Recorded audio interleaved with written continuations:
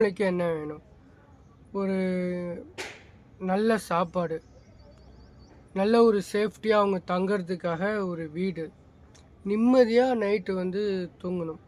அதாவது 100% மக்களில் 60% விழுக்காடு மக்கள் விரும்புகிறது இதுதான்.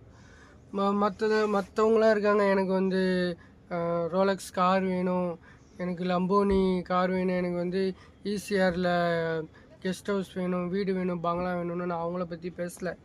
இன்னமும் நம்ம நாட்டில் வறுமை என்பது இருந்துக்கிட்டு தான் இருக்குது. நிறைய பேர் பிளாட்ஃபார்மில் தூங்கிட்டு தான் இருக்காங்க. சாப்பாட்டு கஷ்டப்படுறவங்க தான் இருக்காங்க. என்னதான் இப்போது உணவகங்கள்லாம் கலைஞர் உணவு திட்டம் எல்லாம் இருக்குல்ல, அம்மா உணவு, இது எனக்கு சரியாக தெரியல, இந்த மாதிரி உணவகங்கள்லாம் இருக்குல்ல, அங்கே போயிட்டு கூட சாப்பிட முடியாமல் இன்னும் நிறையா அவங்களுடைய இயலாமை இருந்துக்கிட்டு தான் இருக்குது. ஸோ அவங்களுக்கெலாம் இலவசங்கள் கேட்கல.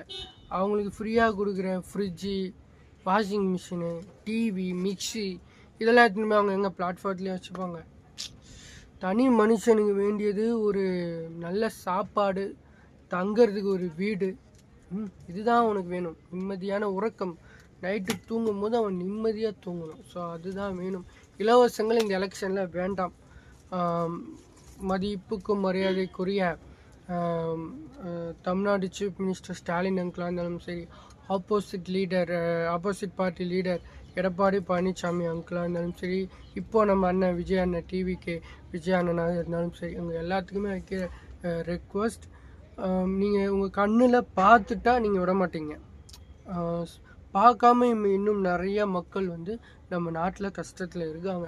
அவங்களுக்கு நீங்கள் இலவசங்கள் வேண்டாம். அவங்களுக்கு நிம்மதியாக தங்கிறதுக்கு ஒரு வீடு, நல்ல சாப்பாடு, ஒரு நல்ல ஒரு வேலை அமைச்சு தரணும். ஒரு வீட்டை கூட மிஸ் பண்ணக்கூடாது. ஒரு தொகுதியில் ஒரு வீட்டை கூட மிஸ் பண்ணாமல் அவங்களுடைய தேவைகள் பூர்த்தி செய்யணும், அவங்களுடைய கஷ்டங்களை போக்கணும் அப்படின்னு சொல்லி நான் இந்த வீடியோ மூலயமா கேட்டுக்கிறேன். I am Vishnu Maya, signing off Uma TV.